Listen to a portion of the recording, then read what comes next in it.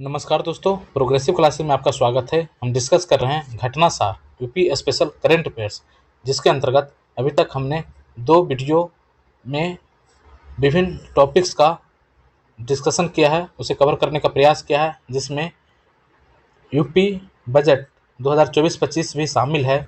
और उसी में एक कंटिन्यूटी के आधार पे अभी तक 2 वीडियो अपलोड किए जा चुके हैं। आपसे निवेदन है कि उन दोनों वीडियो को अवश्य देखें।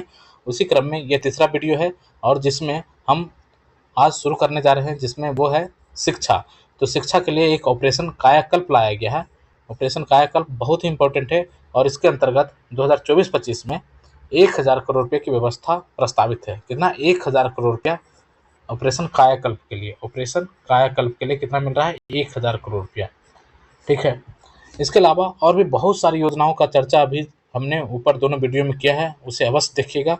ठीक है, आगे देखते हैं कि वर्ष 2023-24 में 300 करोड़ रुपये से ग्राम पंचायत एवं वार्ड स्तर पर डिजिटल लाइब्रेरी की स्थापना कराई जा रही है।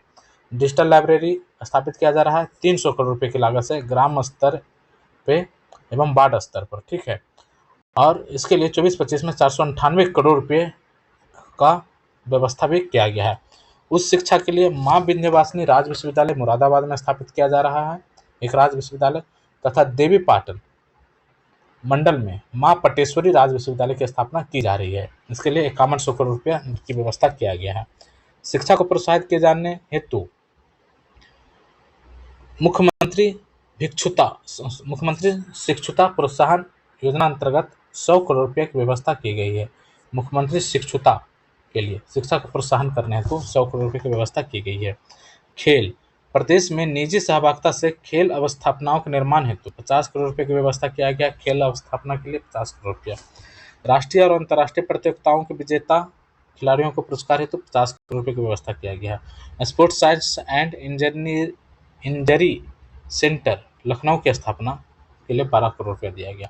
तो ठीक है, ये 50 करोड़ 12 करोड़ ये बहुत ज़्यादा इंपॉर्टेंट नहीं है, बस जो पॉइंट्स है ये सब थोड़ा सा बस देखते जा रहे हैं हम लोग। ठीक है, जो जो इम्पोर्टेंट रहेगा उसे हम 2-3 बार रिवीजन करेंगे और उसे याद करने का प्रयास करेंगे। ठीक है, अब ये सब जो पॉइंट्स है ये सब मेंस में आंसर राइटिंग में बहुत आपके लिए हेल्पफुल होगा। तो आप जानते हैं मेंस की तैयारी भी पीटी के समय में ही होता है। तो पीटी की तैयारी यदि आप सही से करते हैं तो आपका मेंस में आंसर राइटिंग बहुत ही ज़बरदस्त होने वाला है।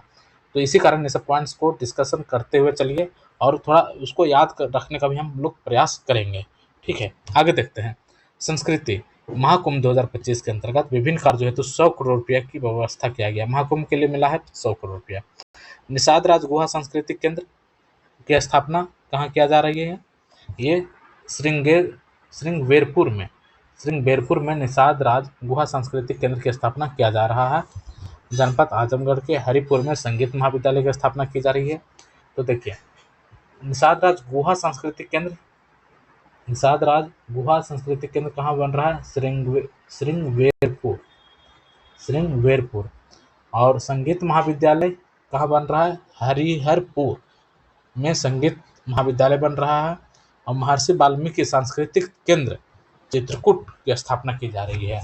चित्रकूट में वाल्मीकि सांस्कृतिक केंद्र, तीनों ही बहुत इंपॉर्टेंट है। सांस्कृतिक निषाद राज गुहा सांस्कृतिक केंद्र कहाँ? श्रृंगवेरपुर में। आजमगढ़ के हरिपुर में संगीत महाविद्यालय बहुत इंपॉर्टेंट है। हरिहर जो है संगीत बजा रहे हैं आजमगढ़ में। ठीक है, आजमगढ़ के हरिहरपुर में संगीत बजाया जा रहा है, तो संगीत महाविद्यालय ऐसे याद रखेंगे। महर्षि वाल्मीकि सांस्कृतिक केंद्र कहाँ है? चित्रकूट में। अंतर्राष्ट्रीय रामायण एवं वैदिक शोध संस्थान कहाँ है? अयोध्या।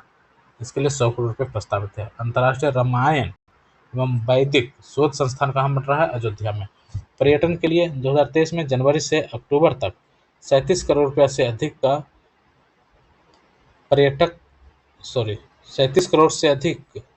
37 करोड़ 90 लाख से अधिक पर्यटक आए हैं। एक मिनट, कहाँ चला गया? बहुत ही इंपॉर्टेंट है, इसे याद रखेंगे। पर्यटन में देखते हैं, उत्तर प्रदेश में वर्ष 2023 में जनवरी से अक्टूबर तक 37 करोड़ 90 लाख से अधिक पर्यटक आए हैं। बहुत इंपॉर्टेंट है। अब यही समझिए कि 2023 में जनवरी से अक्टूबर के बीच में 37 करोड़ 90 लाख मतलब 38 करोड़ के आसपास पर्यटक यूपी में आ चुके हैं, जिनमें भारतीय पर्यटक की संख्या 37 करोड़ 77 लाख, अब विदेशी पर्यटक हैं 13 लाख। ठीक है, आगे देखते हैं। आध्यात्मिक पर्यटन को बढ़ावा देने के लिए अयोध्या, काशी, मथुरा, नमेसरन, विंध्याचल, देवीपाटन, बरेली को नाथ कॉरिडोर से जोड़ने की योजना है। नाथ कॉरिडोर में कौन कौन शामिल है, बहुत ही इंपॉर्टेंट है, इसे याद रखना पड़ेगा। अयोध्या, नाथ कॉरिडोर में क्या क्या है, अयोध्या है, अयोध्या काशी तो है ही, अयोध्या काशी मथुरा, ये तीनों एक साथ नाम लेते हैं हम लोग, अयोध्या काशी मथुरा। बाकी बच गया नैमिषारण्य, ये भी बहुत इंपॉर्टेंट है, विंध्याचल में है ही विंध्याचल देवी, अब फिर देवी पाटन भी हो गया, और बरेली।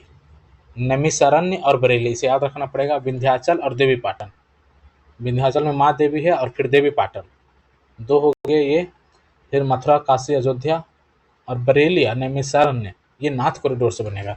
तो जो एक और है लग रहा है वो बरेली, हो सकता है हम बरेली में ये डाउटफुल हो जाए कि अच्छा बरेली में क्यों बनेगा नाथ कॉरिडोर, लेकिन बरेली में भी नाथ कॉरिडोर बन रहा है और नैमिषारण्य में बन ही रहा है। ठीक है। वन एवं पर्यावरण, राज्य सरकार प्रदेश में हरितमा वृद्धि हेतु सतत प्रयासरत है। वर्तमान में उत्तर प्रदेश में वनावरण एवं वृक्षावरण प्रदेश के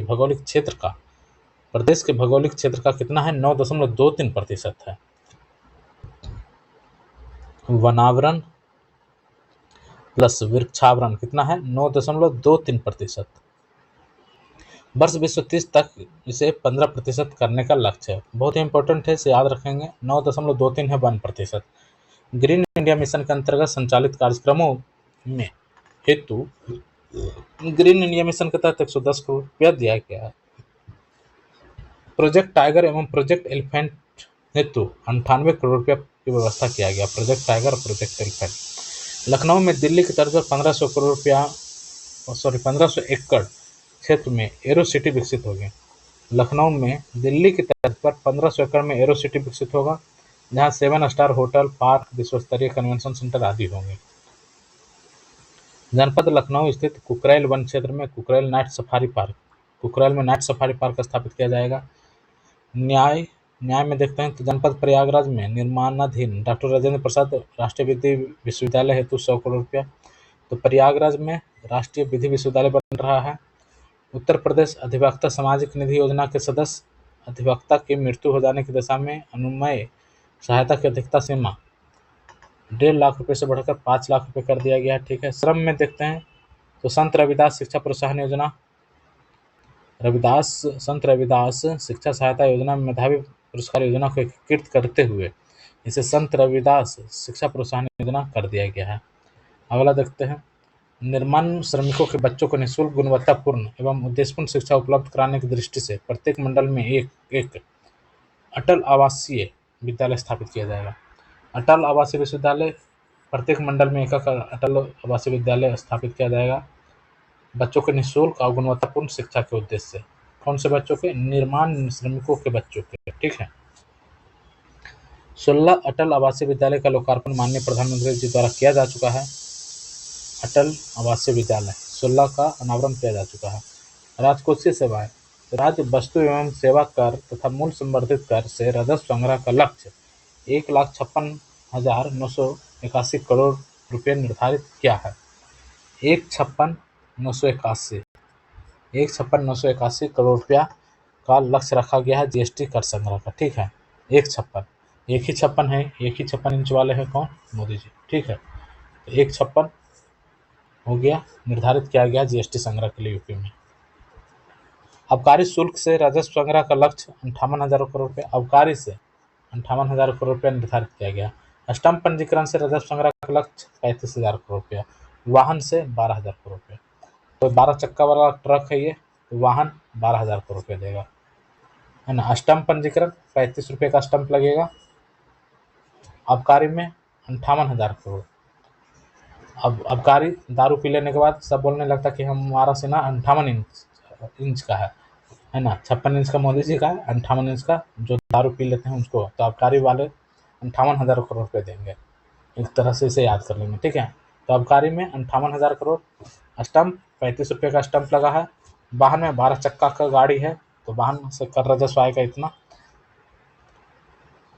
टोटल हमें कितना लक्ष्य रखा है, 1,56 का, तो 58 35 और 12, ये कितना हो गया? 8 2 10 5 15 5, बाकी 1 5 3 8 9 1 10, 105 तो यहीं से आ गया। ठीक है, अगला देखते हैं। उत्तर प्रदेश से जुड़े परीक्षा उपयोगी तथ्य। उत्तर प्रदेश वर्तमान में देश का सबसे बड़ा उपभोक्ता एवं श्रम बाजार है, सही बात है। देश का सर्वाधिक एयरपोर्ट, सर्वाधिक मेडिकल कॉलेज, सर्वाधिक सूक्ष्म लघु उद्योग वाला राज्य है। देश के कुल मैन्युफैक्चरिंग में राज्य का 65% योगदान है। देश में जितना भी मोबाइल मैन्युफैक्चरिंग होता है उसमें से राज्य का योगदान कितना? 65%। भारत का पहला फ्रेट विलेज वाराणसी में 100 एकड़ में विकसित हुआ। फ्रेट विलेज वाराणसी में बहुत इंपॉर्टेंट है। 17 नगर निगम है। गौतम बुद्ध नगर सहित देश का सर्वाधिक सेफ सिटी वाला राज्य बनने की ओर अग्रसर है। 17 नगर निगम है एवं गौतम बुद्ध नगर जो है, 17 नगर निगम एवं गौतम बुद्ध नगर सहित देश का सर्वाधिक सेफ सिटी वाला राज्य बनने की ओर अग्रसर है यूपी। उत्तर प्रदेश देश में कौशल विकास नीति लागू करने वाला पहला राज्य है। फूड बास्केट के रूप में पहचान। दूध, गन्ना, चीनी, आलू, आम, आंवला, इथेनॉल उत्पादन में देश में अग्रणी है। किसमें? दूध, गन्ना, चीनी, आलू, आम, आंवला, इथेनॉल उत्पादन में देश में अग्रणी है। राज्य में देश का सबसे बड़ा 16,000 किलोमीटर का रेल नेटवर्क है। 4 लाख किलोमीटर का सड़क नेटवर्क है। बहुत बढ़िया, 4 लाख किलोमीटर का सड़क नेटवर्क है और 16,000 किलोमीटर का रेल नेटवर्क है यूपी में। एसोचैम द्वारा राज्य को best state in skill development का स्वर्ण पदक मिला है। अगला देखेंगे, उत्तर प्रदेश की जीडीपी में विभिन्न क्षेत्रों का योगदान। ये याद रखना पड़ेगा, 22-23 में जो जीडीपी, जो विभिन्न क्षेत्र हैं उसका जीडीपी में क्या योगदान रहा? प्राथमिक, द्वितीयक और तृतीयक।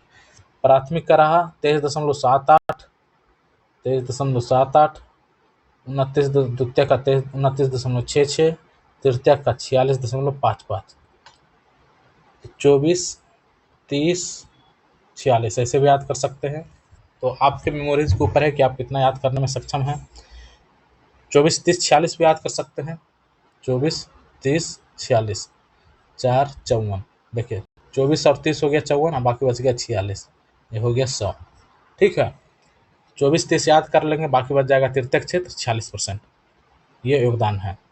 और यदि पॉइंट में याद करना चाहते हैं तो 23.78, 29.66 और 46.55। तो हमने याद किया है 24, 30, 46। हम वही याद करेंगे जो हम याद रख सकते हैं। ठीक है, अयोध्या के हनुमानगढ़ी के लड्डू को जीआई टैग मिला है। हनुमानगढ़ी के लड्डू को जीआई टैग मिल चुका है। अयोध्या स्थित हनुमानगढ़ी के प्रसिद्ध बेसन के लड्डू को 8 जनवरी 2024 को जीआई टैग मिला। यह टैग 22 जनवरी को हुए रामलला की प्राण प्रतिष्ठा से कुछ दिन पूर्व ही मिला। ठीक है, जीआई टैग मिलने से लड्डू वैश्विक स्तर पर मान्यता प्राप्त ब्रांड के रूप में स्थापित हो सकेगा। हनुमानगढ़ी के बेसन के लड्डू शुद्ध देसी घी से तैयार किए जाते हैं। अयोध्या के लड्डू को अगर पानी में बचा ले तो ये जल्दी खराब नहीं होते हैं। अच्छा, अयोध्या के लड्डू को यदि पानी से बचा लें तो ये जल्दी खराब नहीं होते हैं। लड्डू अपने भारत की पारंपरिक पुरातन मिठाई है। अन्न से जो मिठाई बनते हुए अपने देश की पुरातन मिठाई है। इससे पहले तिरुपति बालाजी के प्रसिद्ध लड्डू को जीआई टैग मिला था। अगर हम जीआई टैग की बात करें तो उत्तर प्रदेश इस मामले में दूसरे स्थान पर, जहाँ कुल जीआई टैग 48 हैं और तमिलनाडु में भी 55 जीआई टैग है। तो ये डाटा चेंज हो चुका है। नंबर 1 पे उत्तर प्रदेश है। अब जो पहला लेक्चर हमने चर्चा किया था उसमें जीआई टैग के बारे में विस्तार से चर्चा किया है। ठीक है, तो नंबर 1 पे अभी चल रहा है उत्तर प्रदेश जीआई टैग के मामले में। दूसरा नंबर पर है तमिलनाडु। उत्तर प्रदेश में कुल जीआई टैग की संख्या कितनी हो गई, आप आंसर में बताइएगा कमेंट में। ठीक है, आगे देखते हैं। संविदा गुरुकुलम बालिका सैनिक स्कूल 1 जनवरी 2024 को केंद्रीय रक्षा मंत्री राजनाथ सिंह ने उत्तर प्रदेश के वृंदावन में पहले संविदा गुरुकुलम पूर्ण बालिका सैनिक स्कूल का उद्घाटन किया। बहुत बढ़िया, ये सैनिक स्कूल, पूर्ण बालिका सैनिक स्कूल संविदा गुरुकुलम वृंदावन मथुरा में उद्घाटित हुआ। यह महत्वपूर्ण कदम रक्षा क्षेत्र में लड़कियों को समान अवसर प्रदान करने के उद्देश्य से ये बनाया गया है। ठीक है, यह बालिका सैनिक स्कूल राष्ट्रीय शिक्षा नीति 2020 में सम्मिलित उद्देश्यों के अनुरूप है और सभी राज्यों के अनुशासित प्रदेश में 100 नए सैनिक स्कूल स्थापित करने की सरकार की योजना भी है। इसके तहत 42 विद्यालय अब तक स्थापित किए जा चुके हैं। इस पहल का मुख्य उद्देश्य लड़कियों को सशस्त्र बलों में शामिल होने के लिए प्रोत्साहित करना है। 3D स्थानिक डिजिटल ट्विन मैप विकसित करना। अगला देखते हैं, 3D स्थानिक डिजिटल ट्विन मैप विकसित करने वाला वाराणसी देश का पहला शहर है। 3D स्थानिक digital twin map, digital twin map ये स्थापित करने वाला वाराणसी देश का पहला शहर है। 3D शहर स्थानिक डिजिटल ट्विन मैप बनाने वाला देश का पहला भारतीय शहर वाराणसी है, जिसमें हवाई जहाज से शहर की तस्वीर लेकर आधुनिक मशीनों की मदद से डिजिटल मैप का रूप दिया जाएगा।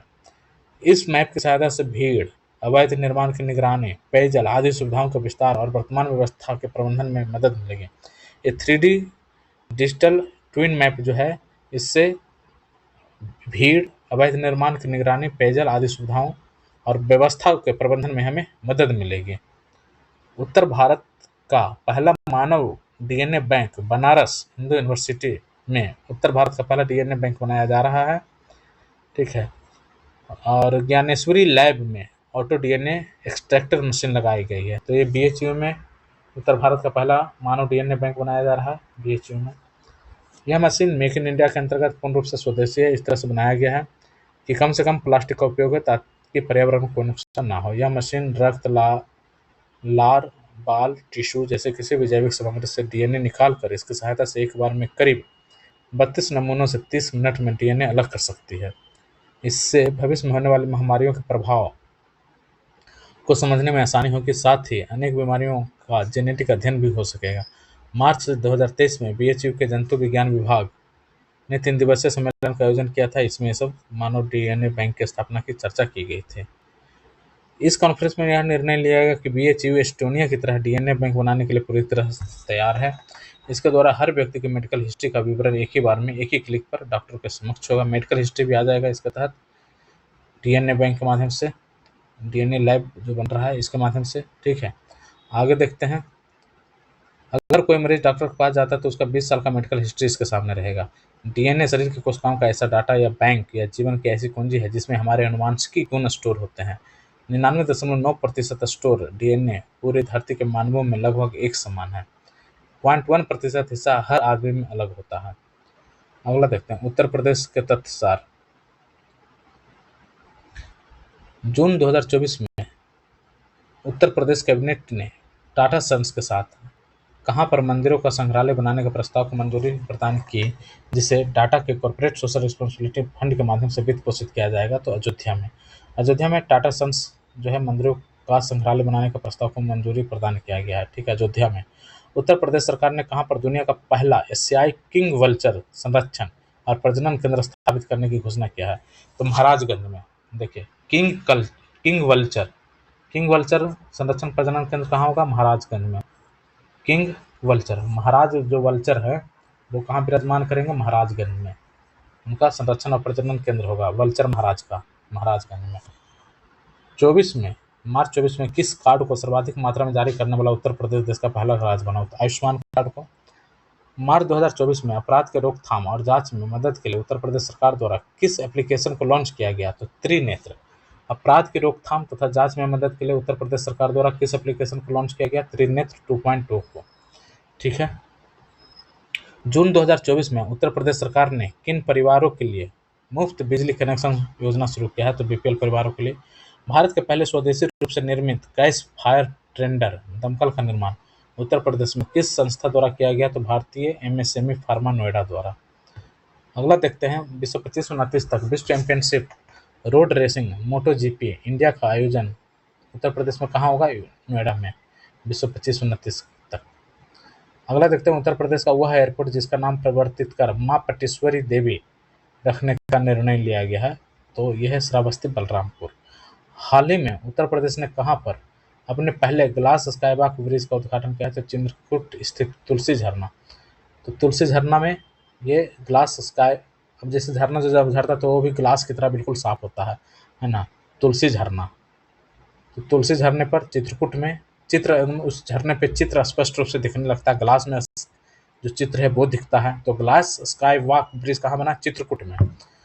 और माँ पटेश्वरी देवी जो एयरपोर्ट का नाम है वो कहाँ पे? श्रावस्ती बलरामपुर। इसे याद रखना पड़ेगा, है ना, श्रावस्ती बलरामपुर, माँ पटेश्वरी देवी। हाल ही में उत्तर प्रदेश के किस यूनिवर्सिटी के छात्रों ने नेत्रहीनों को उनके दैनिक जीवन में मदद करने के लिए एआई आधारित स्मार्ट ट्रैवलिंग असिस्टेंट विकसित किया है?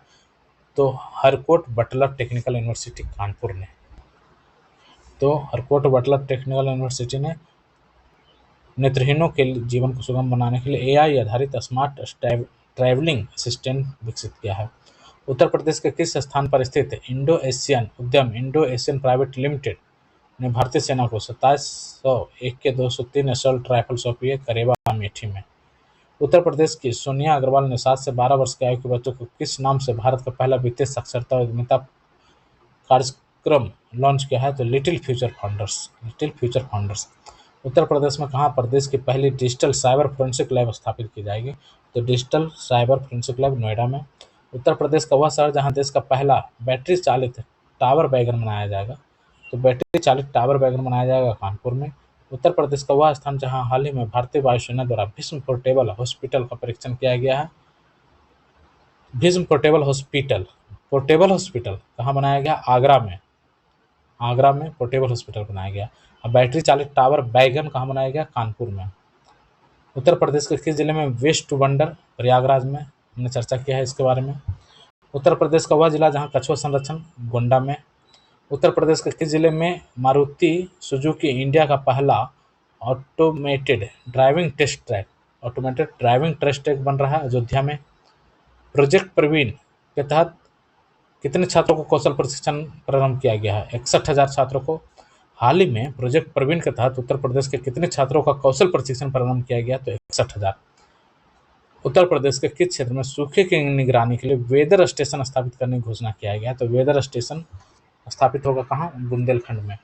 हाल ही में किस कंपनी ने उत्तर प्रदेश के नोएडा में अंतर्राष्ट्रीय फिल्म सिटी का निर्माण का टेंडर जीता है? टेंडर जीता है बेव्यू प्रोजेक्ट ने।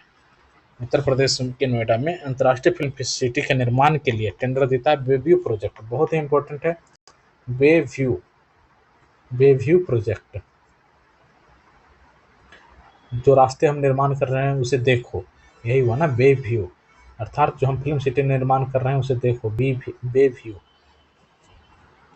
ये ठीक है। अगला देखते हैं।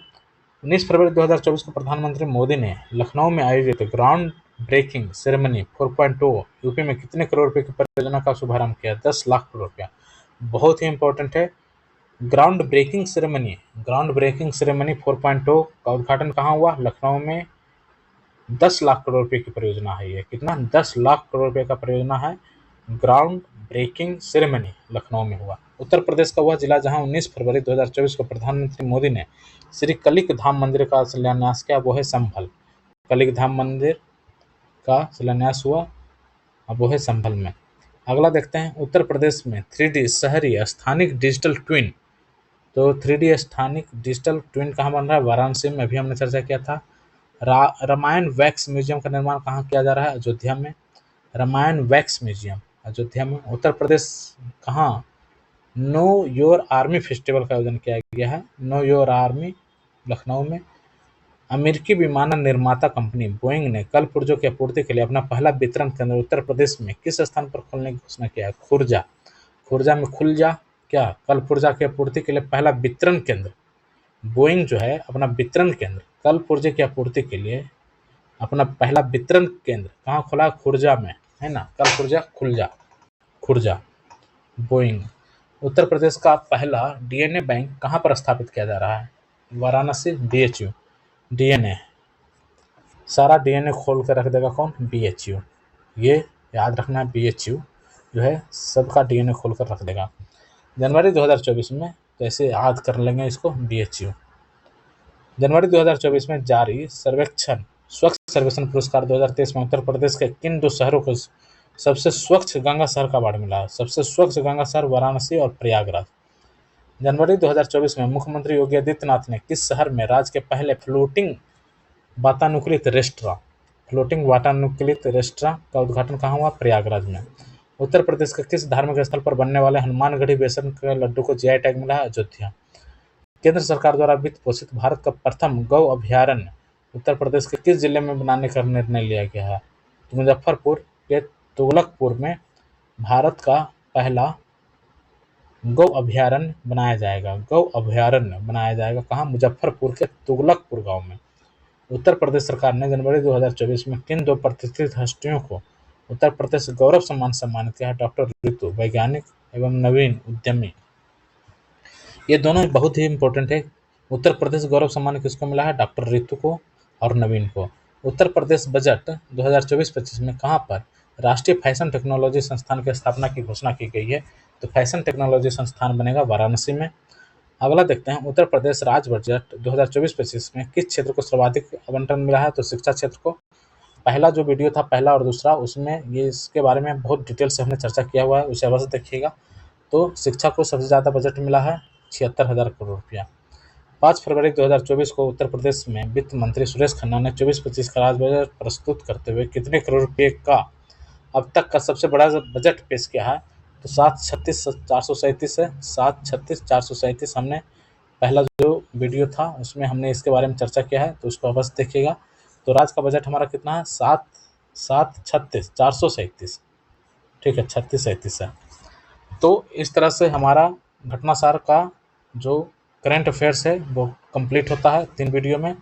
आपसे निवेदन है कि तीनों वीडियो को अवश्य देखिए, इससे आपका रिवीजन हो जाएगा, क्विक रिवीजन हो जाएगा।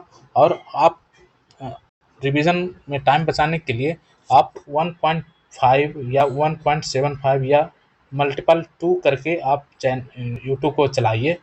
इससे क्या है, आपका टाइम भी सेव होगा और इस क्षमता पे सुनने और समझने की कोशिश कीजिए। कोई भी यूट्यूब लेक्चर सुनते हैं इस चैनल का या किसी भी चैनल का, तो आप जस्ट मल्टीप्लाई जो मल्टीप्लाई 1 है इस पे मत सुनिए, क्योंकि इसमें आपका बहुत ज़्यादा टाइम वेस्ट होता है। आप इसको एटलीस्ट 1.5 में ज़रूर सुनें और उसे समझने का प्रयास करें। इससे एक हैबिट आप डेवलप करें, इससे आपका टाइम बहुत बचेगा और एक से ज़्यादा लेक्चर आप एक समय में, मतलब एक दिन में एक से ज़्यादा लेक्चर को आप कवर कर पाएंगे। आप ज़्यादा से ज़्यादा लेक्चर को यदि देखते हैं, सुनते हैं, तो आपके एग्ज़ाम में वो ज़्यादा ही वो आपके लिए यूज़फुल हो जाता है। तो इस तरह से हमारा ये पूरा लेक्चर समाप्त होता है। जो घटनासार का उत्तर प्रदेश समसामयिकी था वो कंप्लीट होता है। आपसे उम्मीद है ये तीनों वीडियो को अवश्य देखिएगा। तब तक के लिए जय हिंद, धन्यवाद।